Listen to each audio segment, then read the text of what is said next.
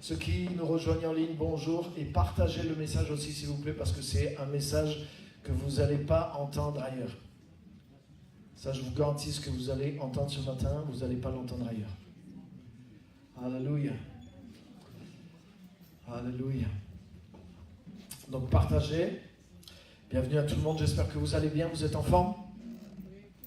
Oui, ça, il y a une personne qui est en forme. Les autres sont tous abattus, découragés par la pluie, le froid. Non, ça va? Est-ce que vous êtes en forme? Oui. Amen. Est-ce que vous êtes vivant? Oui. Alléluia. Amen. Est-ce que vous avez bien loué Dieu ce matin? Amen. La Bible dit que tous ceux qui respirent louent le Seigneur. Hein? Donc ça veut dire que la seule option pour ne pas louer Dieu, c'est de ne plus respirer. Il n'y a que ceux qui ne respirent plus qui ont le droit de ne pas louer Dieu. Mais normalement, tous ceux qui respirent devraient louer Dieu. Amen. Donc si tu respires bien, loue Dieu bien aussi. Amen. Parce que c'est lui qui nous donne le souffle de vie. Et nous le prête. À lui la gloire. Je voudrais partager un message avec vous qui s'appelle « Comprends ce que tu as reçu ». Comprends ce que tu as reçu. Et on va lire pas mal de passages ce matin.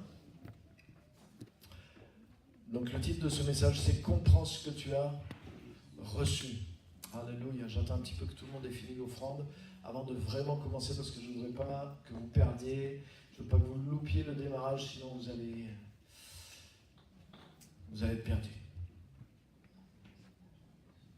On va juste prier, on va remettre ce moment de la parole de Dieu et on va remettre nos cœurs, notre pensée dans les mains du Saint-Esprit pour qu'il nous aide à saisir la parole et à l'appliquer ensuite. Amen. Vous êtes prêts? Amen. Seigneur, merci pour la grâce d'être ici, merci pour la grâce de te louer, merci pour la grâce d'être vraiment dans ta présence par l'Esprit de Dieu. Merci pour la grâce d'être en contact avec toi, en relation avec toi. Merci pour l'Église qui est ici, merci pour le corps de Christ, merci pour cette Église locale où tu nous as placés, dans laquelle nous te servons.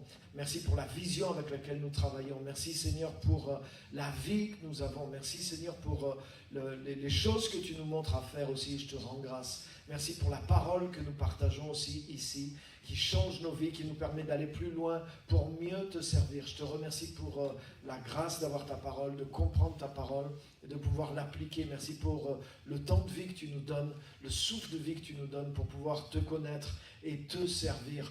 Seigneur, nous voulons saisir cette opportunité ce matin, non seulement de te louer, mais aussi de comprendre ta parole et de l'appliquer dans nos vies, pour que nos vies te glorifient, que le temps que nous vivons sur la terre manifeste de plus en plus ton honneur et ta gloire parce que tu en es digne. Merci pour l'évangile, merci pour Jésus-Christ, merci pour ceux qui l'annoncent, pour ceux qui le révèlent, et merci pour nous tous qui sommes appelés à le vivre et à le prêcher par nos vies, par nos paroles, par nos actes et à te servir. Bénis ce temps, bénis cette parole pour chacun de nous. Saisis notre esprit, réveille notre intelligence, connecte-nous vraiment à ta pensée et montre-nous ta gloire au nom de Jésus. Amen. Amen. Amen. Donc le titre de ce message, c'est « Comprends ce que tu as reçu ». Alléluia. Déjà, ça veut dire que tu as reçu quelque chose, c'est une bonne nouvelle. Donc. Souvent, les chrétiens, ils viennent, on fait des appels, les chrétiens viennent toujours pour recevoir. C'est pas mauvais. Mais ce que je me suis rendu compte avec le temps, c'est que beaucoup de choses que tu penses recevoir dans un moment comme ça, en réalité, tu as reçu ces choses déjà en Jésus-Christ. Et souvent, c'est parce que tu ne comprends pas tout ce que tu as reçu, que tu es toujours à la recherche d'une espèce de nouveauté ou d'une nouvelle expérience. Mais en réalité, nous avons tout pleinement en Jésus-Christ. Et la croissance d'un chrétien, c'est une croissance dans la compréhension de ce que Jésus a fait pour lui. Alléluia. Combien de fois en tant que pasteur ça m'arrive où on baptise des personnes, puis des fois 1 an, 2 ans, 3 ans après, la personne me dit « Ah, je ne peux pas recommencer mon baptême parce que quand j'ai fait mon baptême, je n'avais pas compris vraiment ce que c'était la vraie chrétienne. » Et je lui dis « Tu sais, dans 3 ans, tu me rediras la même chose. » J'espère en tout cas. Et c'est bon signe. Et aujourd'hui, je ne comprends pas le baptême comme je l'ai compris quand je me suis fait baptiser. Aujourd'hui, je ne comprends pas l'évangile comme je l'ai compris quand je l'ai entendu pour la première fois. Mais je l'avais reçu. Je l'avais vécu de la même façon. Je pense que plus tu avances en âge, plus tu comprends la vie d'une autre façon que depuis que tu l'as reçu. Non? Et pourtant, Tu ne viens pas recevoir à nouveau la vie tous les 10 ans, en disant « Ah, j'entre dans une nouvelle décennie, Seigneur, donne-moi la vie. » Non, c'est la même vie que tu as reçue. Mais tu grandis dans ta compréhension de la vie. Et tu commences à comprendre des choses dans la vie que tu ne voyais pas quand tu étais plus jeune. C'est la même chose dans la vie en Jésus-Christ. Ce que tu as reçu en Jésus-Christ est quelque chose qui dépasse l'entendement. Alléluia. Paul dit, ce mystère, il a été caché durant les siècles passés. Et il n'a pas été révélé comme il l'a été maintenant par les apôtres et par les prophètes. Alléluia. Amen. Tu sais, les prophètes dans le Nouveau Testament, ils n'annoncent pas quelque chose de nouveau. Ils annoncent quelque chose qui est tellement grand, qui a besoin de révélation pour qu'il soit dévoilé. C'est le mystère de Jésus-Christ. C'est la gloire de ce que Jésus-Christ est venu apporter sur la terre. Et tu sais quoi, si tu es réellement né de nouveau, si tu es réellement enfant de Dieu, tu as été enfanté dans ce niveau de gloire, tu as été enfanté dans la richesse de la vie qui est en Jésus-Christ. Et maintenant, comme Paul priait pour les Éphésiens, Paul disait, je prie pour vous, pour que Dieu maintenant éclaire l'intelligence, pour que vous puissiez saisir toute la dimension de ce que vous avez reçu, la hauteur, la largeur, la profondeur de l'amour de Christ, que vous puissiez comprendre, pas pour que vous puissiez recevoir quelque chose de nouveau, mais pour que vous puissiez comprendre ce que vous avez reçu. Alléluia. Est-ce que tu as reçu réellement Jésus-Christ dans ta vie? Je ne demande pas est-ce que tu as fait une prière, est-ce que tu l'as dit, mais est-ce que tu as reçu Jésus-Christ dans ta vie? Est-ce que la vie du Christ s'est implantée à l'intérieur de toi? Non, je suis le seul qui est né de nouveau ici. Alléluia, c'est pas grave, non? Bon, si je suis le seul, je vais continuer à faire des cotilles. Alléluia. Amen. Si tu es né de nouveau, si la vie de Dieu s'est implantée à l'intérieur de toi, tu as reçu quelque chose d'extraordinaire. Et ce matin, le but de mon message, c'est de t'aider à comprendre ce que tu as reçu. Alléluia. Amen.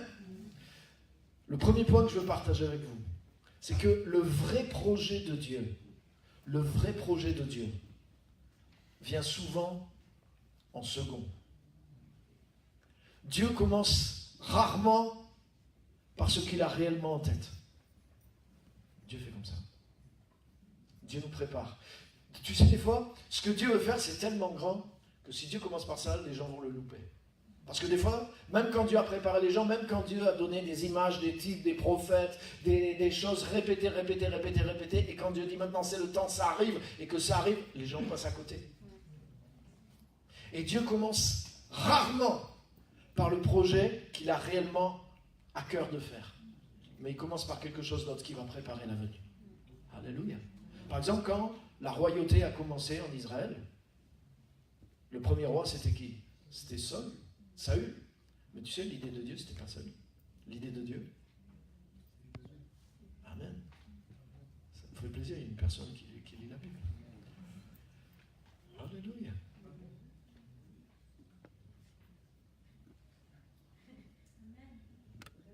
Amen. Vous lisez la Bible? Amen. La Bible, c'est la parole de Dieu, vous savez. Alléluia. Non, j'ai eu peur un petit moment là. Non, mais l'autre fois, j'étais en entretien avec quelqu'un qui vient à l'église, je parlais avec elle, et je dis, non, on parle un petit peu. Je dis, oui, tu vois, c'est comme Salomon. J'ai dit, tu sais qui est Salomon? Non. Tu sais qui est David? Tu es chrétienne? Ah ouais. Je dis, non, attends. Là, il y a un problème. Il y a un problème. Après, quand j'ai vu toute la situation dans laquelle elle était, j'ai dit, et je comprends aussi. Je ne sais pas qu'est-ce que c'est pour toi être chrétienne, mais tu es dans une situation aussi compliquée, mais il manque la parole de Dieu à l'intérieur de toi. Parenthèse. Le plan de Dieu avec Abraham, c'était Isaac. Quand Dieu a dit à Abraham, tu vas avoir un fils, Dieu pensait à Isaac depuis toujours. Mais est-ce que c'est Isaac qui est venu en premier? Non. Quand Rebecca a eu ses 2 fils, Dieu dit quoi? J'ai aimé Jacob et Ésaü. Mais lequel est venu en premier? De justesse. Mais c'est Ésaü qui est né en premier. Et Jacob était derrière et il le tenait par le talon. Mais l'idée de Dieu, le fil conducteur de Dieu, il était en Jacob. Alléluia. La Bible dit, après avoir parlé à plusieurs reprises et à plusieurs fois à nos pères par les prophètes, Hébreux chapitre 1, verset 1, Dieu dans ces temps qui sont les derniers, nous a parlé par son Fils. Mais le Fils existait avant tous les prophètes. L'idée de Dieu depuis toujours, c'était son Fils. Mais Dieu n'a pas envoyé son Fils en premier.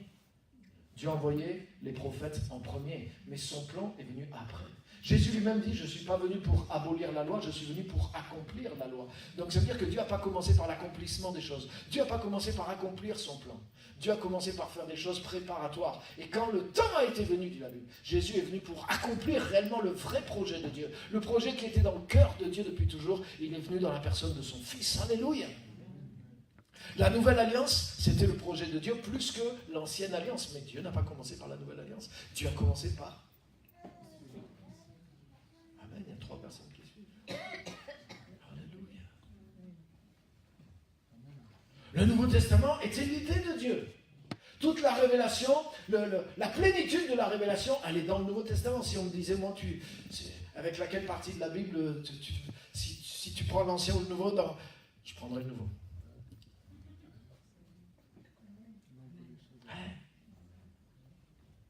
Mais tu sais que si tu as la révélation de Jésus-Christ, tu peux vraiment comprendre l'Ancien. Et tu peux trouver tout ce qui est dit de Jésus dans l'Ancien Testament, et qui est même écrit, mais révélé carrément dans le Nouveau.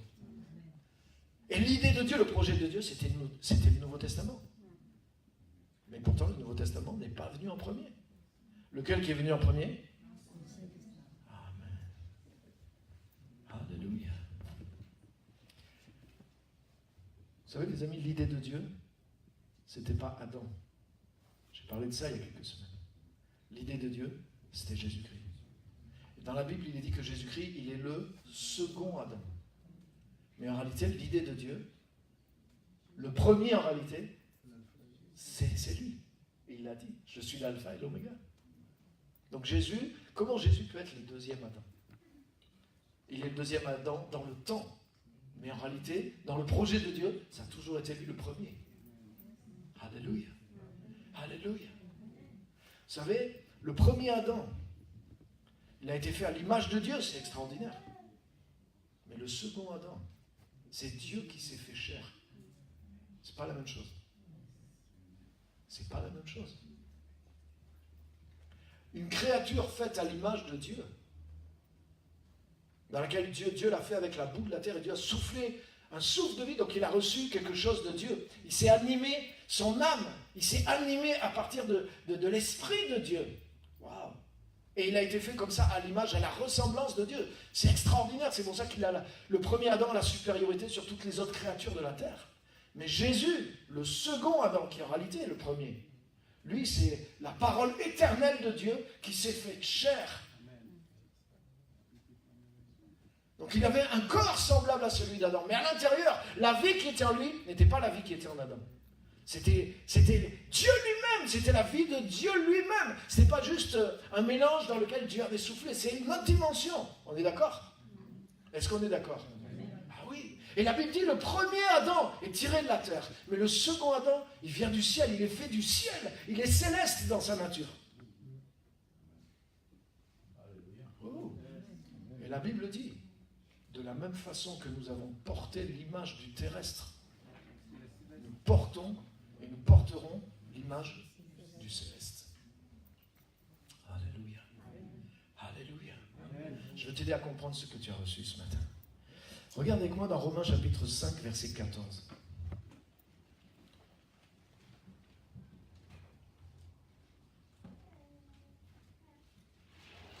Romains chapitre 5 et verset 14.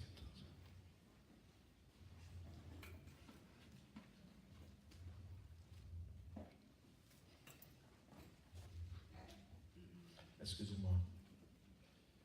On va lire à partir du verset 12, parce que sinon ça coupe un peu le sens. Romains chapitre 5, verset 12, et on va aller vraiment vers le verset 14. Merci. C'est pourquoi, écoutez bien, là le chapitre 5 de Romains, si vous voulez comprendre le monde d'aujourd'hui, il faut lire ce chapitre-là. Parce que ça explique justement ce que Adam a fait. Adam, par son péché, a entraîné toute l'humanité dans le péché. Et on ne peut pas comprendre le monde, on ne peut pas comprendre l'évangile sans comprendre ça. Vraiment important. Donc il dit ceci, Romains 5, 12, écoutez bien. C'est pourquoi, de même que par un seul homme, Adam, le premier Adam, le péché est entré dans le monde. On est d'accord?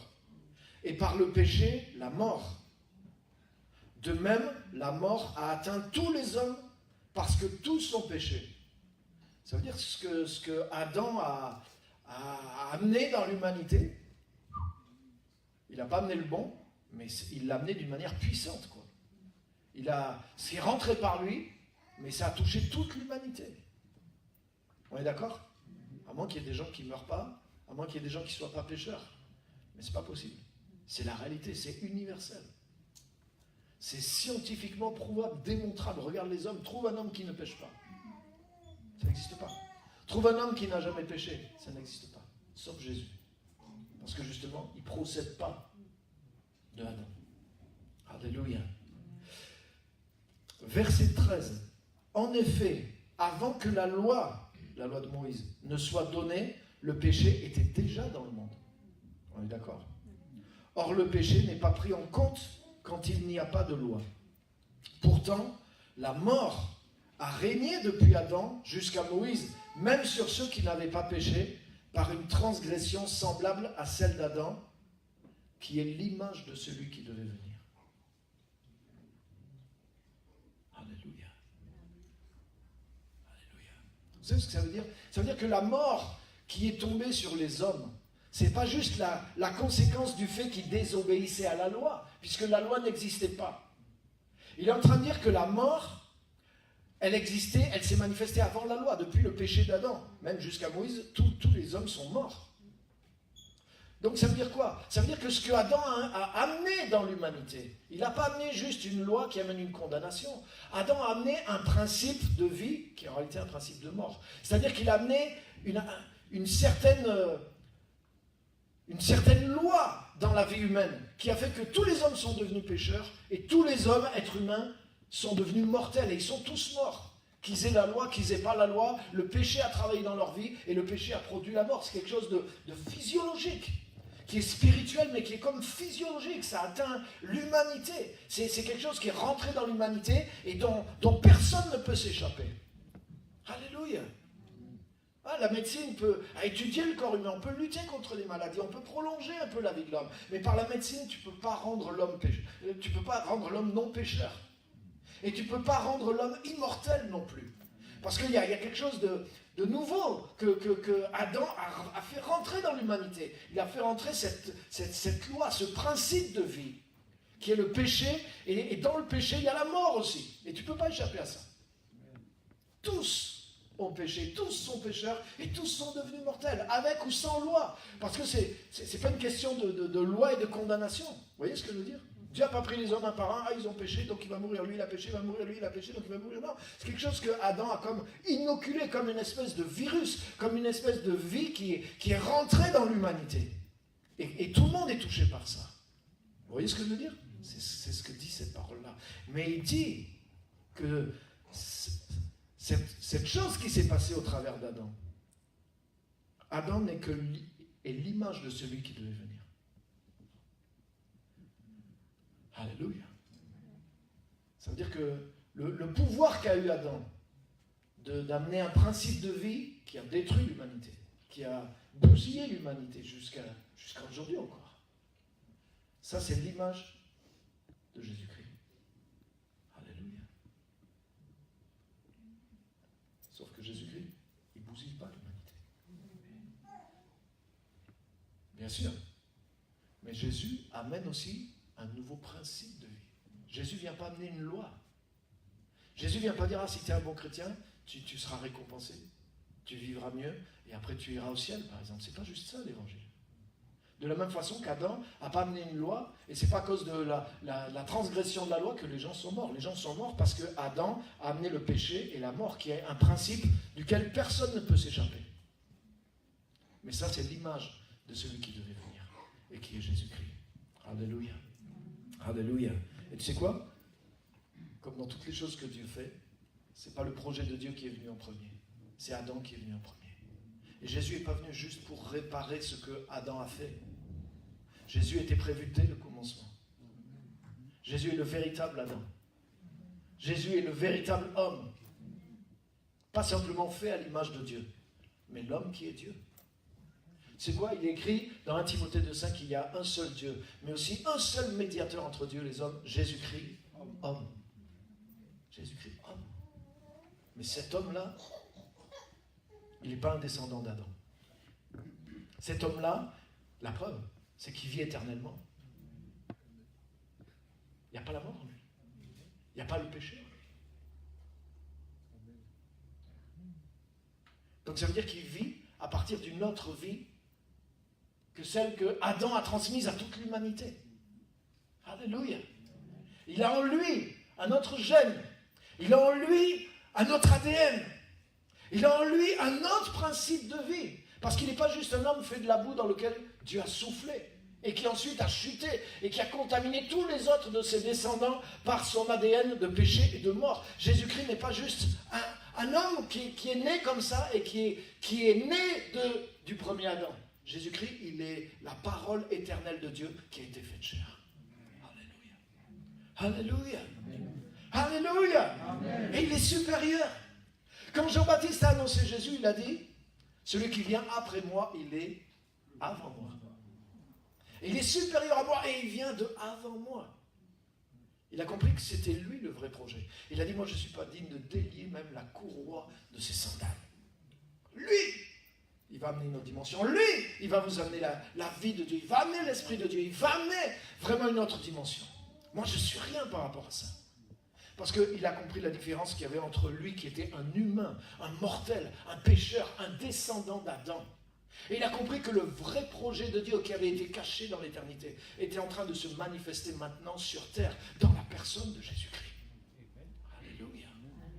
Alléluia.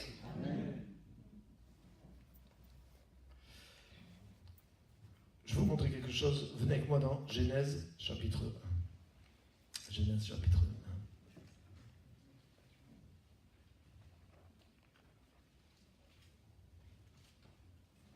Et au verset 1er.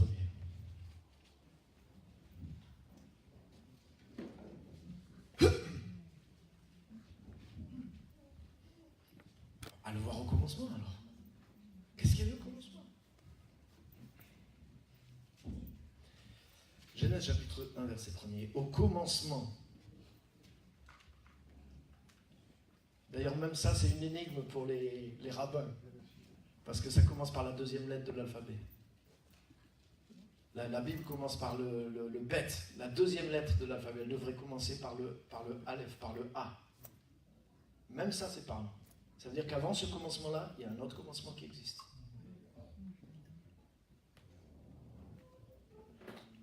Alléluia.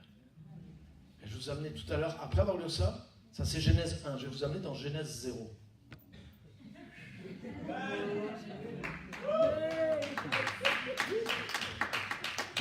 Genèse 0 est dans la Bible. C'est-à-dire que là, il y a... Mais tu sais quoi? Comme le projet de Dieu vient après, c'est pas dans l'Ancien Testament que tu peux trouver Genèse 0. C'est dans le Nouveau Testament. Et on va y aller tout à l'heure.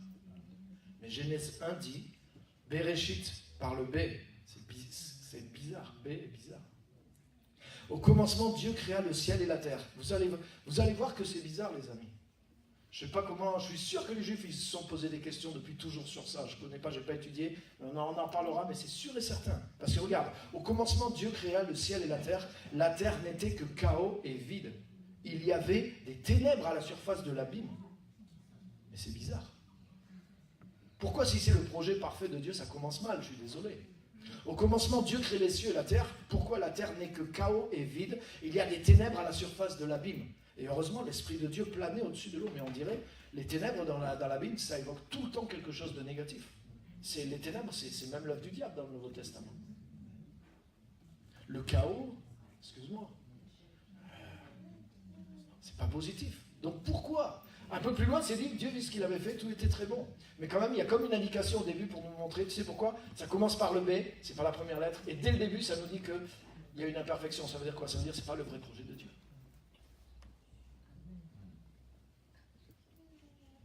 Ça y est, là, il y en a, je vous ai perdu.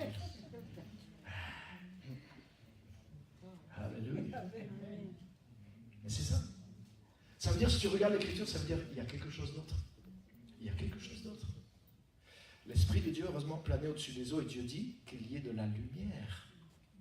Et il y eut de la lumière. Avant le commencement, il y a quelque chose qui existait déjà. Il y avait Dieu le Père, il y avait la parole de Dieu, il y avait le Saint-Esprit. Mais dans le projet qui commence là, l'histoire de la terre et des cieux, il y a quelque chose qui est imparfait dès le début.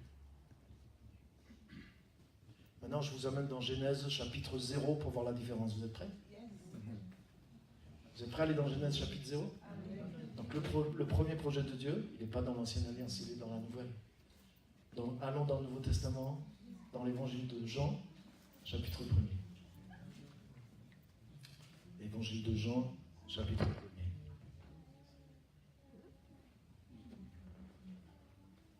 Et verset 1er.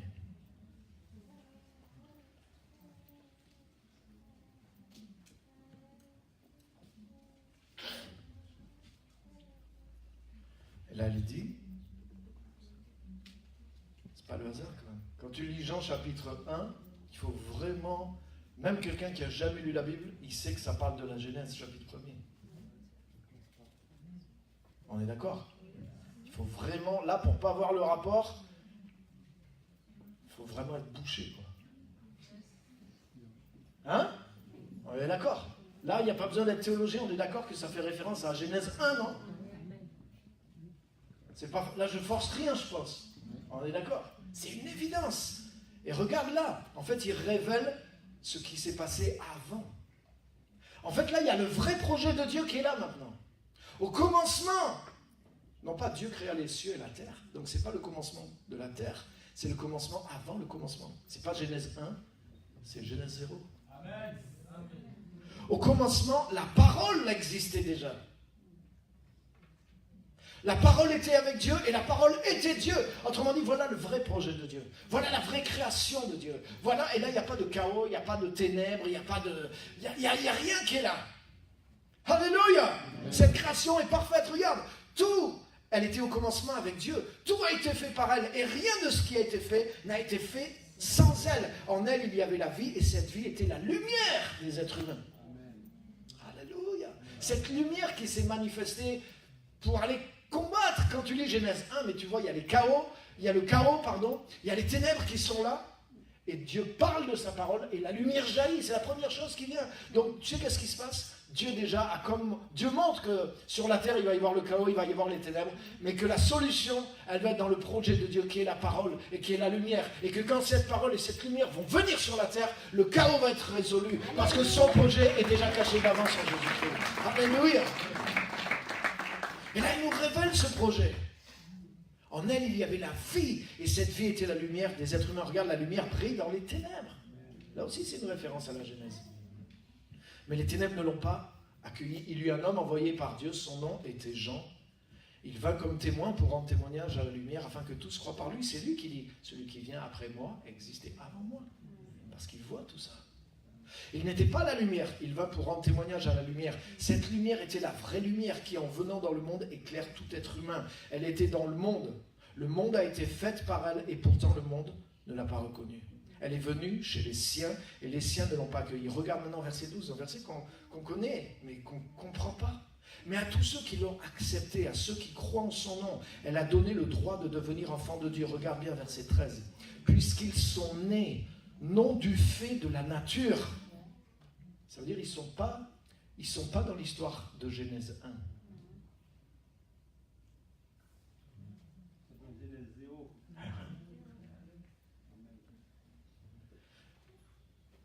Quand tu rentres en Jésus-Christ, tu quittes ce qui a commencé dans Genèse 1, par le premier Adam. Et tu rentres dans ce qui existait avant Genèse 1, dans Genèse 0, avec le véritable Adam, celui qui est Jésus-Christ. Et lui, en lui, il n'y a pas le principe du péché ni de la mort. En lui était la vie, en lui était la lumière. Mais c'est pour ça, quand tu nais de nouveau, mais tu vis. Et tu es éclairé, tu ne sais pas ce qui t'arrive. Mais tu expérimentes la puissance de la lumière, la puissance de la vie. Tu sais quoi, malheureusement, ce qui se passe après, c'est que dans beaucoup d'églises, on va prendre beaucoup de travail pour t'aider, pour te convaincre que tu es un pécheur, que tu es un pauvre pécheur, que tu es un pauvre descendant d'Adam. Et on va essayer de... La religion ramène ce que Jésus-Christ a fait. Tous les hommes religieux ont détruit parce que, pour comprendre ça, là, c'est l'Esprit de Dieu qui va te montrer ces choses-là. Tu dois saisir qui tu es en Jésus-Christ. Alléluia. La Bible dit si quelqu'un est en Christ,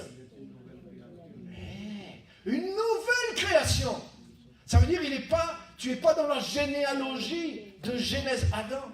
Il est dit, voici la généalogie d'Adam, au chapitre 5. Adam engendra des enfants selon son image. Mais toi, tu es dans la généalogie nouvelle qui descend de Genèse chapitre 0. Et dans Genèse chapitre 0, au verset 11, il est dit, puisqu'ils sont nés non pas du fait de la nature, ni par une volonté humaine, ni par la volonté d'un mari, mais qu'ils sont nés de Dieu. Alléluia. Amen. Ça veut dire dans la Nouvelle Alliance, dans le Nouveau Testament, dans le second Adam, Dieu te met en contact avec le projet qu'il avait avant que ça commence mal. Amen. Alléluia. Alléluia.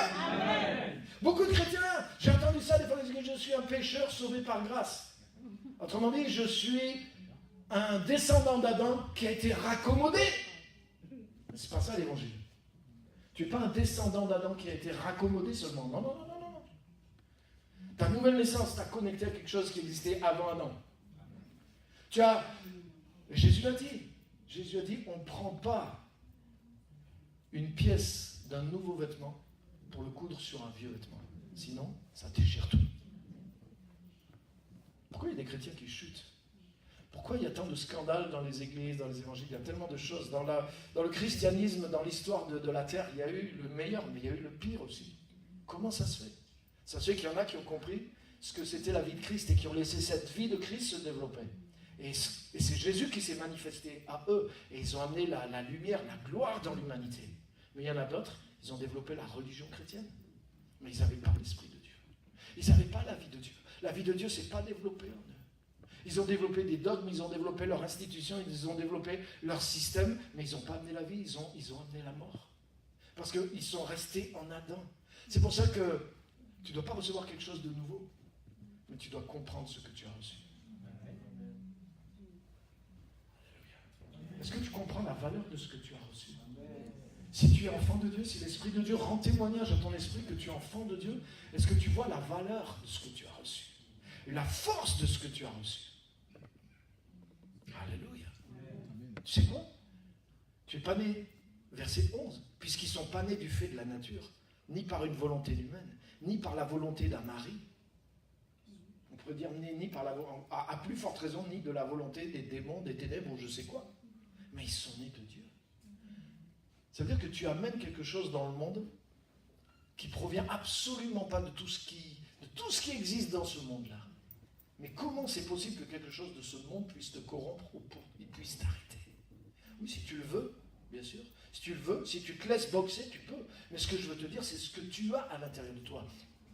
Il n'y a rien de comparable à ce qui existe sur la planète. Si tu vis, et tu vis par rapport à la semence de Dieu, par rapport à ce que l'Esprit de Dieu a engendré en toi, mais qu'est-ce qui peut t'arrêter? Qu'est-ce qui peut te faire trébucher? Mais l'apôtre Paul le dit. L'apôtre Paul, il était conscient qu'il était un homme, il était conscient de ses faiblesses, il était conscient que la tentation existait. Et il est passé, lui, par tous les trucs, il est passé par toutes les moulinettes que tu peux expliquer. Mais il a dit, qui nous arrêtera? Qui nous séparera de l'amour de Dieu? Il a vécu toutes les épreuves. Il a tout essayé. La gloire, la richesse, la trahison, les coups de fouet, la persécution, la moquerie, le déshonneur. Il est passé par toutes les couleurs de l'expérience humaine, depuis le plus haut jusqu'au plus bas. Un jour, on a voulu l'adorer en disant que c'est un Dieu parce qu'il fait des guérisons. Il a été obligé d'arrêter les gens. Mais plusieurs fois, on l'a fouetté, on l'a condamné à mort aussi, on l'a torturé comme un criminel, on l'a laissé pour mort aussi. Donc il a été du sommet au fin fond de toutes les expériences humaines. Mais il a dit quoi? Il a dit, qui nous séparera de l'amour de Christ? Il a dit, aucune créature. Aucune créature. Pourquoi? Toute créature est dépend d'une création. Alléluia. Mais si tu sors de Genèse 0, tu es né avant la création. Il y a quelque chose de quel tu procèdes qui est hors création. C'est pour ça que quand tu es né de nouveau, si tu gardes cette vie-là en toi, le moment où tu quittes ton corps, tu continues dans l'éternité dans laquelle tu es déjà rentré depuis ta nouvelle naissance. Amen. Je n'ai pas attendu de mourir pour aller au ciel. Je suis au ciel depuis que je suis né de nouveau. Je vis dans le ciel et le ciel vit en moi depuis plus de 30 ans. Parce que j'ai été régénéré, comme dit la parole, non par une semence corruptible, autrement dit quelque chose qui vient de la terre, mais par une semence incorruptible, qui est quoi? Qui est la parole vivante et éternelle de Dieu. Car toute chair est comme l'herbe et toute sa gloire, même le meilleur de l'homme est comme l'herbe et la gloire passe. Mais la parole de Dieu demeure éternellement. Et c'est cette parole qui t'a engendré, pas la Bible, mais la parole vivante qui est Jésus-Christ. Oui, il a utilisé la Bible, qui est sa parole, qui est la vérité, mais c'est la parole vivante qui est hors norme, qui est hors création, qui n'est pas un descendant d'Adam, mais qui est le vrai premier Adam qui a été manifesté en second. Tu descends de lui, cette parole qui a la vie, qui a la lumière. Quand tu es né nouveau, tu as été engendré dans quelque chose qui ne fait pas partie de la création. C'est pour ça que rien ne peut t'arrêter, rien ne peut te faire tomber. Si tu vis cette vie, si tu es accroché à cette vie, si c'est cette vie qui grandit en toi, tu peux tout défoncer. Pour Jésus. Alléluia! Alléluia! Amen! À tous ceux qui l'ont accepté, à tous ceux qui croient en son nom, elle a donné le droit, le pouvoir de devenir enfants de Dieu, puisqu'ils sont nés, non du fait de la nature. Tu es plus... Tu rabaisses Dieu si tu dis juste, ah ouais, mais je suis né pécheur, c'est Adam, c'est pas de ma faute, c'est comme ça, c'est... Tu n'as pas compris ce que tu as reçu.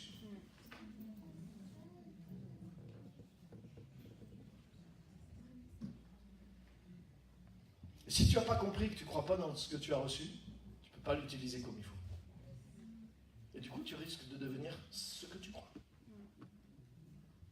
Parce que tu vas utiliser que un peu de religion chrétienne, peut-être un peu assaisonné de sel, de quelques expériences spirituelles, mais si tu crois vraiment que tu es un fils d'Adam, un pauvre pécheur, qui a reçu une petite grâce, mais tu te diras vivement que je meurs pour que je sois enfin délivré de ce corps et de toutes les tracasseries de la chair et du péché. Il n'y a que dans la mort que je vais être délivré.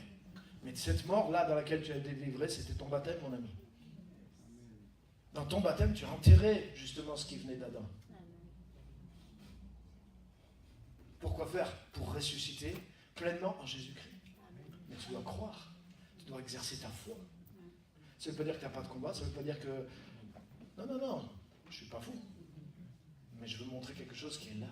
Et si tu vois quelque chose qui est là, que tu le crois, que tu le développes, c'est comme ça que ça va grandir et que ça va se manifester à l'intérieur de toi. Alléluia. Alléluia. Amen.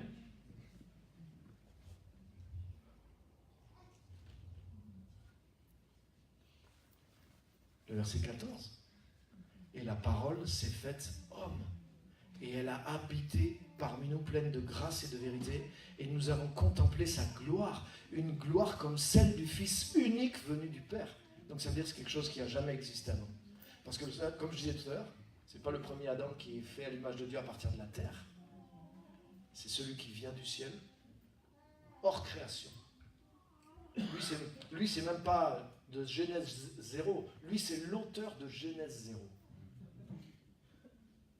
C'est encore une autre dimension. Et l'auteur de Genèse 0 vient dans un corps d'homme et il vient marcher dans la création. Et c'est pour ça qu'ils disent, mais nous avons contemplé sa gloire.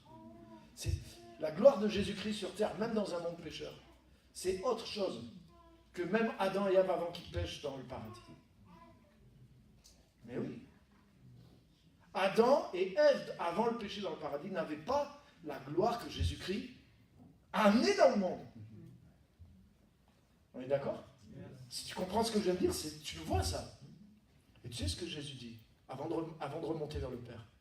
Il ne dit pas, Père, je te prie juste de les restaurer dans ce que Adam avait perdu. Il dit, Père, redonne-moi la gloire que j'avais auprès de toi avant que le monde fût. Et Père, je veux que là où je suis, ceux qui me suivent soient aussi avec moi. Père, je leur ai donné la gloire que tu m'as donnée. Donc je n'ai pas juste rendu ce qu'Adam avait perdu. Oui, Jésus nous a rendu ce qu'Adam avait perdu. Mais Jésus nous a rendu plus. Jésus nous communique ce que Adam n'a jamais eu. Amen.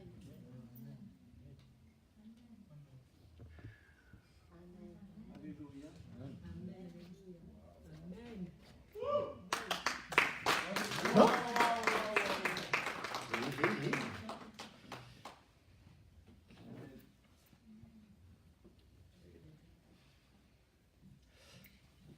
La nouvelle naissance t'a donné un autre principe de vie. Tu dois comprendre ça. La nouvelle naissance a mis en toi un autre principe de vie.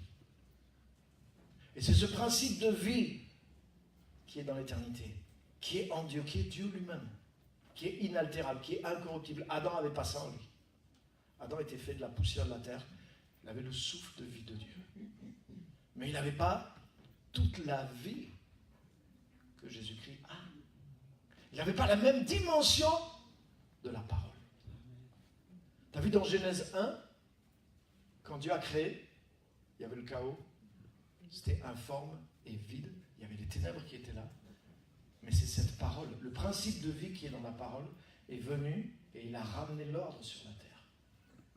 Et c'est ce nouveau principe de vie-là qui est venu à l'intérieur de nous en Jésus-Christ. C'est pour ça que tout enfant de Dieu peut ramener l'ordre sur la terre.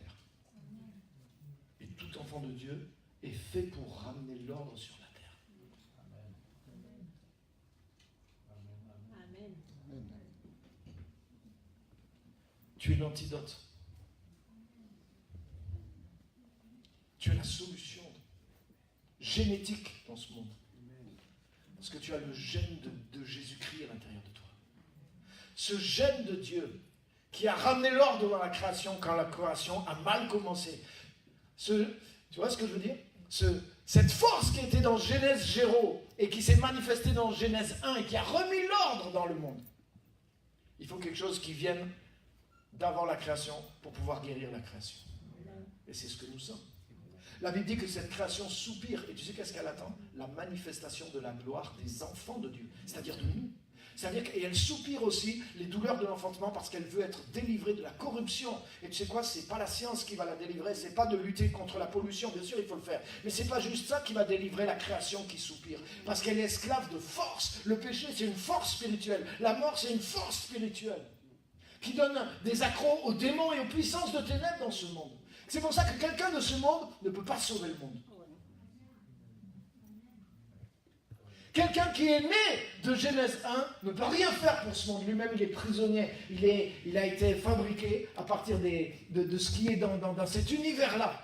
Mais Jésus-Christ est venu d'un autre monde, d'un autre univers. Il a des lois qui n'existent pas dans ce monde. C'est pour ça qu'il a marché sur les eaux, multiplié les pains. Il a fait toutes ces choses-là. Et cette loi, elle vient du Saint-Esprit. C'est lui qui planait à la surface des eaux et qui a manifesté la première création réelle dans la deuxième. Mais toi, en tant qu'enfant de Dieu, tu as l'Esprit de Dieu. Tu es une solution dans ce monde. Tu dois amener une solution dans le monde. C'est pour ça, les amis, le but des chrétiens, c'est pas juste de venir prier et d'être assis sur une chaise le dimanche. Amen. On doit venir pour capter ce que Christ a fait de nous. Mais ensuite, les amis, on doit grandir et on doit amener ce règne de Dieu, cette parole faite chair qui habite aussi à l'intérieur de nous pour résoudre les choses, le désordre, la mort, le péché. Et là où le diable est dans ce monde, on doit amener la lumière dans les ténèbres. On est le sel et la lumière du monde. Alléluia! Et on a quelque chose à faire parce que nous sommes quelque chose que personne d'autre que nous n'est dans ce monde. Jésus a dit que nous, vous êtes le sel de la terre, vous êtes la lumière du monde. Autrement dit, vous avez une nature différente de tout ce qui existe. Il n'y a que vous qui pouvez modifier, changer le cours des choses parce que vous êtes modifié par quelque chose qui n'est pas de cette création. C'est pourquoi vous êtes une nouvelle création. Alléluia. La nouvelle naissance t'a donné un autre principe de vie. Regarde avec moi 1 Corinthiens chapitre 15 verset 45. Je suis presque à la fin, ne vous inquiétez pas.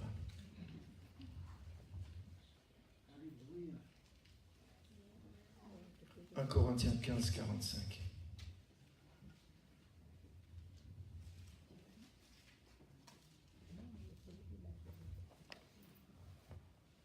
« 1 Corinthiens 15, 45.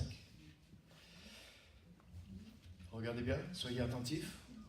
C'est pourquoi il est écrit, le premier homme, Adam, devint un être vivant. Après que Dieu a pris la terre, il a soufflé, et il dit, il insuffla un souffle de vie ou un esprit de vie, et l'homme devint une âme vivante. Mais le dernier Adam, qui est Jésus, lui, il est un esprit qui communique la vie. Donc ça veut dire quoi? Ça veut dire que le niveau de la vie, le principe de vie qui animait le premier Adam, et celui qui anime le second Adam, qui est Jésus-Christ, c'est deux choses différentes. Mais la Bible dit, de même que nous avons porté l'image du terrestre, nous portons l'image du céleste. Pourquoi tu es né de nouveau? Parce que c'est ce principe de vie qui a été engendré à l'intérieur de toi. Et ce que je voudrais te dire, qui est clé maintenant, si tu es né de nouveau, tu dois comprendre, mais tu dois croire dans le principe de vie qui est à l'intérieur de toi. C'est quoi la religion nous a ouvert les yeux sur le principe du péché qui est rentré dans la race humaine par Adam, et qui est vrai. Et c'est vrai que beaucoup de gens, les non-chrétiens, ne voient pas ça. Il y en a, ils ne savent même pas que le péché, ça existe. Et ils ne pensent pas qu'ils sont pécheurs. Donc ils ont toutes sortes de philosophies pour expliquer le bien, le mal, j'en sais rien, ils se débrouillent. Mais en tout cas, nous savons, nous, par la parole, mais par l'expérience. C'est évident de savoir que tu es pécheur. C'est pour ça que la loi est venue en premier. Parce que si tu te mets devant la loi, tu dis non, je vais faire le bien, je ne suis pas pécheur, je vais appliquer la parole de Dieu, il n'y a pas de souci. Mais tu vas te rendre compte que tu ne peux pas appliquer la loi. Et qu'à chaque fois que tu veux faire le bien, tu fais le mal. Et là, tu te rends compte, ce n'est pas dans ma volonté, mais c'est dans ma peau. Là, tu te dis, je suis un bon sang de fils d'Adam. et c'est ce qu'a dit Paul, mais malheur à moi, qui me délivrera de ce corps de mort? Autrement dit, c'est impossible. Et oui, il va dire la solution. Grâce soit rendue par Jésus-Christ. Ça veut dire que Jésus amène un autre principe de vie, justement. Mais ça veut dire que la Bible te révèle ça, l'Esprit de Dieu te révèle ça. C'est pour ça que la loi vient en premier. La loi vient pour convaincre l'humanité de péché. Pour qu'elle soit délivrée en venant à Jésus-Christ. Mais souvent la religion, et même les chrétiens, ils te laissent là-dedans, je suis désolé, ils te laissent là-dedans. T'es un descendant d'Adam, t'es pécheur, pécheur tu es né, pécheur tu resteras. J'ai déjà prêché ça. Paul dit, par exemple, c'est ce que Paul dit, lorsque j'étais encore pécheur. Et il dit même des chrétiens, lorsque nous étions pécheurs, au passé. Mais si tu es né de nouveau, je suis désolé, tu es plus pécheur. Est-ce que Dieu engendre des pécheurs? Donc on vient de lire, non? À tous ceux qui l'ont reçu, ils sont nés non pas de la nature, ni du premier Adam, mais ils sont nés de Dieu. Dieu ne peut pas engendrer un pécheur. Donc le péché qu'Adam a amené, oui, il peut être encore à l'intérieur de toi, dans ton corps. Mais la personne que tu es devenue par la nouvelle naissance, tu n'es pas pécheur. Tu n'es pas pécheur. Et le principe de vie qui est à l'intérieur de toi, c'est un principe d'un autre niveau que celui d'Adam, même Adam avant le péché. Là, il parle de Adam avant le péché. Le premier homme, Adam, devint un être vivant. C'est avant le péché. C'est à la création d'Adam. Il a déjà un certain petit niveau. Mais Jésus a déjà un autre niveau tout à fait différent. On est d'accord? Mais ensuite, Adam a péché. Et on l'a vu tout à l'heure. Il a amené le principe du péché et de la mort dans l'humanité. Donc là, déjà, il était en dessous de Jésus. Mais là, il est carrément en dessous de la moyenne. On est d'accord? Donc Jésus amène quelque chose d'autre. Maintenant, regarde bien. Toujours dans le même chapitre. Verset 21. 1 Corinthiens 15, verset 21.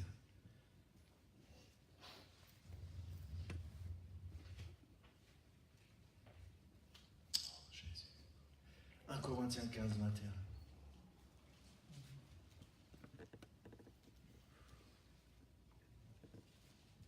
En effet, on l'a vu dans Romains 5 tout à l'heure, puisque la mort est venue au travers d'un homme. Le péché est rentré par Adam, et là on l'a lu ensemble dans Romains 5, 12, et au travers du péché, la mort est venue. Et c'est un principe, comme j'ai dit tout à l'heure, qui est comme dans la nature humaine, ce que dit Paul dans Romains 7, misérable que je suis, qui me délivrera du corps de cette mort? Mais tu ne peux pas t'en sortir sans Jésus, tu ne peux pas. Tu es pécheur et tu es mortel, tu as beau essayer de toutes tes forces d'appliquer la loi, tu ne peux pas te décoller du péché même une seconde. De la même façon que tu ne peux pas gagner contre la mort. Un jour la mort va avoir raison de toi parce que le péché a amené la mort. Mais tu sais qu'est-ce qu'il dit là, Paul?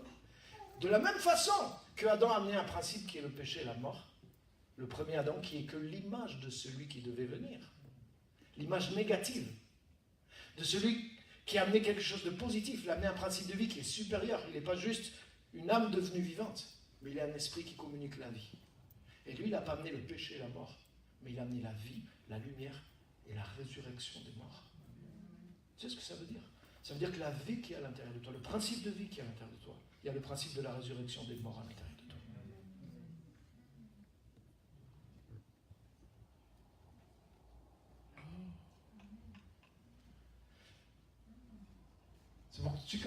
Quand on va mourir, nous, les enfants de Dieu, Dieu ne va pas faire un miracle pour nous ressusciter. La résurrection, elle est à l'intérieur de nous déjà. Contrairement aux autres.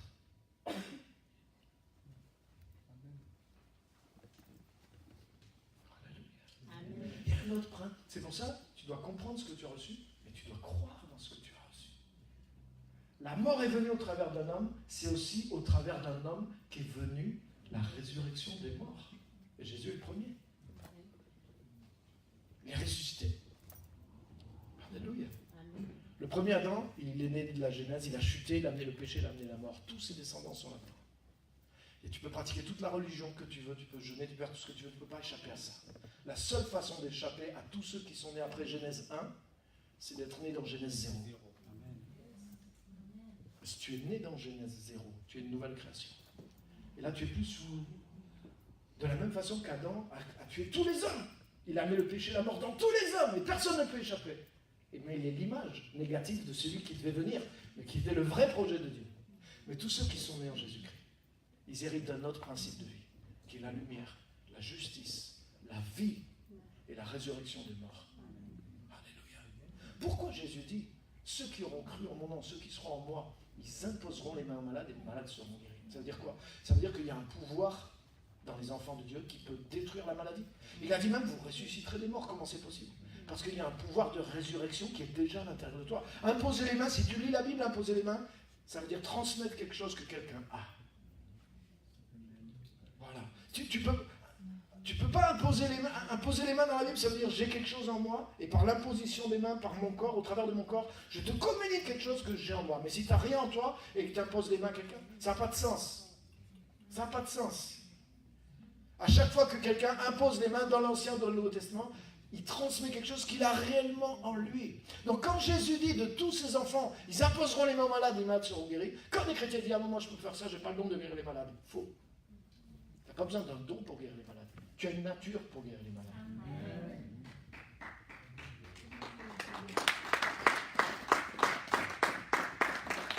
Ça, c'est l'applaudissement timide de tous ceux qui disent « Ok, je suis obligé d'applaudir parce que je sais que c'est vrai que c'est le pasteur. »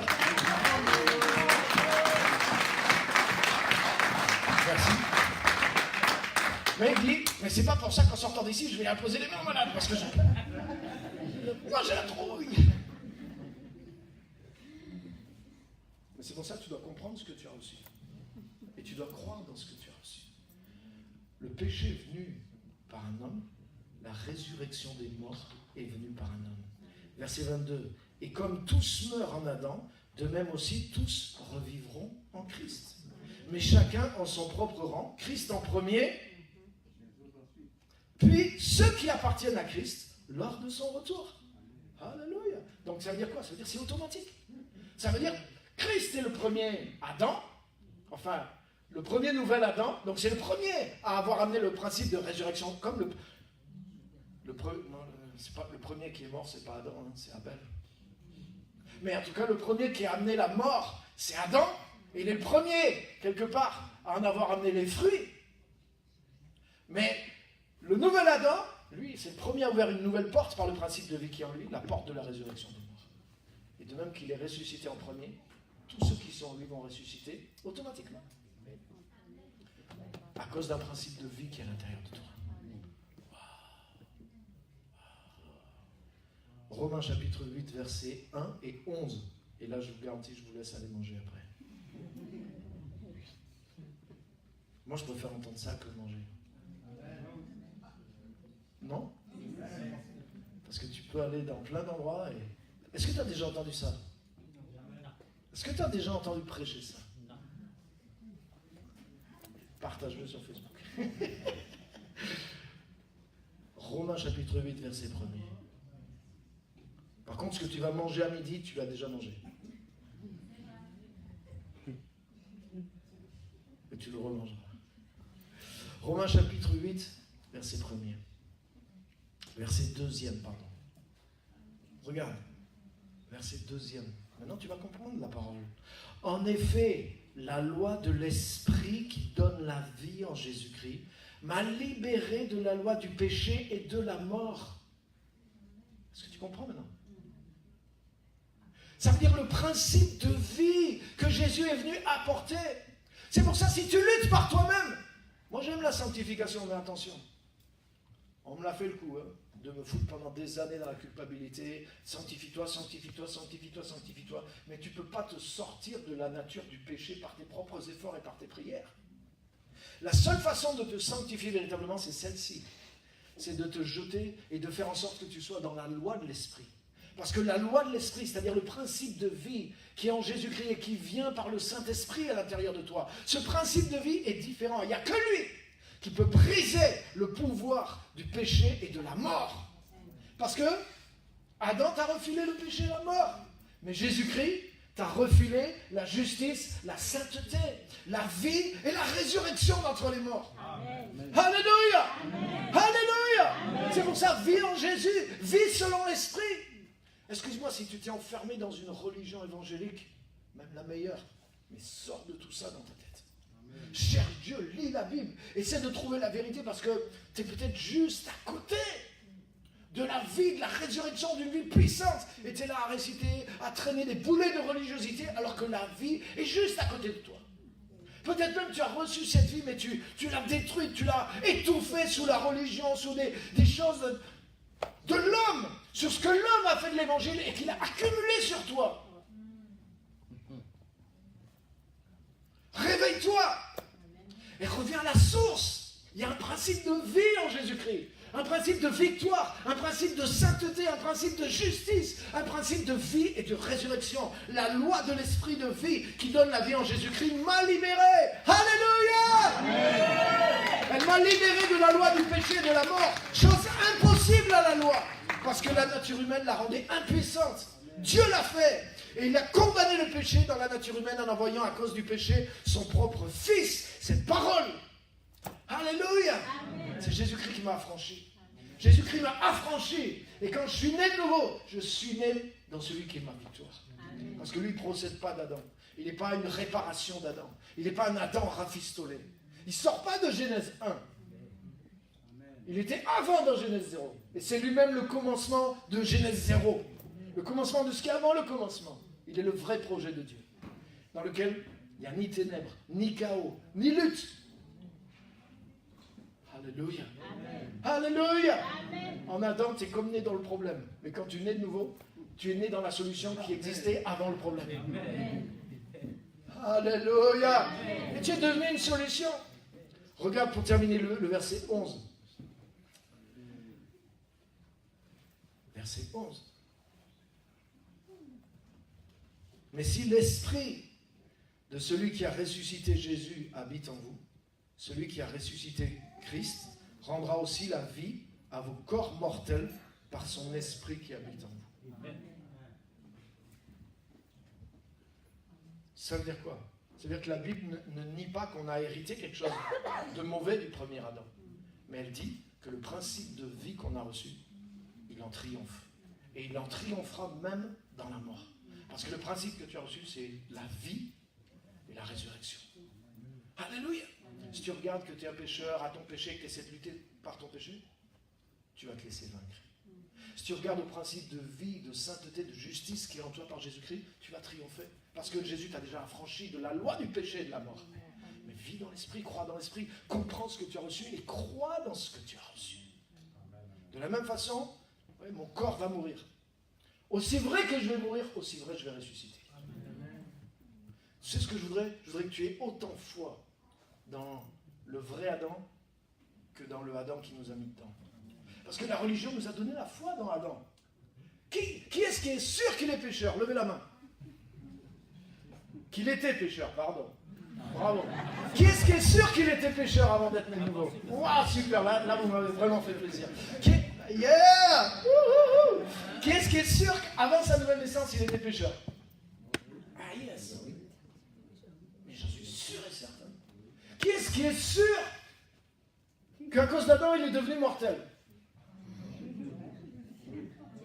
Moi aussi. Mais j'ai aucun doute. J'ai la foi. J'ai une foi à cause des faits, mais à cause de la parole. Le Saint-Esprit m'a convaincu de pécher aussi. Et j'ai essayé moi aussi de devenir saint par moi-même. J'ai vu que le péché m'en empêchait. Mais je voudrais que tu aies autant foi maintenant dans le fait que tu as reçu, depuis Genèse 0, tu es connecté. Tu as reçu cette parole de vie, de lumière. Et que tu as un autre principe de vie à l'intérieur de toi, qui m'a affranchi de la loi du péché et de la mort. Je ne suis plus pécheur, je suis enfant de Dieu. Et aussi vrai que je vais mourir, je vais ressusciter. Amen. Aussi vrai, tout ce qui est en Adam, mais ça se vérifie tous les jours dans nos vies et dans l'humanité. Mais tout ce qui est en Jésus-Christ, coucou. C'est aussi vrai, c'est même encore plus vrai. C'était avant. Mais pourtant, on a plus de mal à avoir foi et à comprendre ce qu'on a reçu en Jésus-Christ. Mais si tu le vois, si tu le comprends et que tu le crois, mais tu vas le manifester avec puissance dans ta vie, tous les jours de ta vie. Et tu vas vivre dans cette victoire, dans cette justice, dans cette sainteté, parce que tu vis d'un principe de vie qui est supérieur. Alléluia. On va se lever, on va terminer par la prière. Que Dieu vous bénisse. Merci de votre patience et le fruit de l'esprit. Vous allez durer 20 minutes de plus. Alléluia. Dieu vous bénisse et vous récompense. Seigneur, merci pour ta parole. Mais merci pour ce que Jésus-Christ, la parole de Dieu, a fait de nous. Merci Seigneur pour la puissance qu'il y a dans la nouvelle création. Merci pour la gloire que nous avons en toi. Merci pour ce que Jésus-Christ a réellement fait de nous. Merci parce que nous sommes les descendants de Christ. Nous sommes les descendants du second Adam qui est le vrai projet de Dieu. Et merci parce que le principe de vie qui est en nous, alléluia, c'est un principe de lumière, de vie, de la vie éternelle, un principe de justice, de sainteté, de victoire et de résurrection, un principe de santé. Nous pouvons avoir la vie, nous pouvons avoir la vigueur, nous pouvons avoir la santé, nous pouvons communiquer l'ordre, nous pouvons communiquer la lumière. Nous sommes devenus une solution, une bénédiction, nous sommes devenus justice de Dieu en lui. Nous avons la gloire, nous avons l'amour, nous avons la puissance, nous avons tout ce qui est en Jésus-Christ et en Dieu, parce que nous avons court-circuité ce qu'Adam a fait. Seigneur, tu nous as reliés à ce qui existait de toute éternité. Nous ne sommes pas juste des pécheurs sauvés, mais nous sommes régénérés, nous sommes devenus enfants de Dieu. Nous sommes, comme tu le dis, une race à part. Nous sommes devenus les prémices de tes créatures. Alléluia. Les anges même désirent plonger leur regard avec convoitise, il est dit, dans la rédemption qu'on a eue en Jésus-Christ, dans l'adoption, dans le niveau de vie qu'on a reçu par Jésus-Christ. Seigneur, nous voulons relever nos têtes, nous voulons nous débarrasser des mensonges de la religion et nous voulons saisir vraiment la puissance de notre héritage en Jésus ce matin. Alléluia, alléluia. Nous ne sommes pas les fils d'Adam, nous sommes les fils du roi, nous sommes les fils et les filles du second Adam qui est Jésus-Christ. Alléluia, alléluia. Merci pour ce que nous avons reçu. La vie. Et nous avons reçu même la résurrection d'entre les morts. Le principe de la résurrection est déjà à l'intérieur de nous. Et il agit en nous. Et c'est pour ça que notre être intérieur même se renouvelle de jour en jour. Notre esprit se renouvelle. La vie du Saint-Esprit agit continuellement en nous. Et nous te bénissons, Seigneur. Aide-nous à vivre la vraie vie de Jésus-Christ. Débarrasse-nous de tout ce qui est religieux, tout ce que nous avons compris de travers ou accumulé de travers. Nettoie-le ce matin. Qu'au nom de Jésus, tout ce qui est faux, tout ce qui est condamnation, tout ce qui est échec, tout ce qui est culpabilité, tout ce qui est infériorité religieuse, tout ce qui vient des esprits religieux et du mensonge religieux, soit comme nettoyé, que ta lumière brille, mais que ta parole nous guérisse aussi de ces choses-là, nous libère de ces choses-là et nous ramène dans la pure vérité et la puissance de l'évangile au nom puissant de Jésus-Christ. Alléluia. Alléluia. Amen. Est-ce qu'on peut acclamer notre Seigneur Jésus-Christ, la parole de Dieu?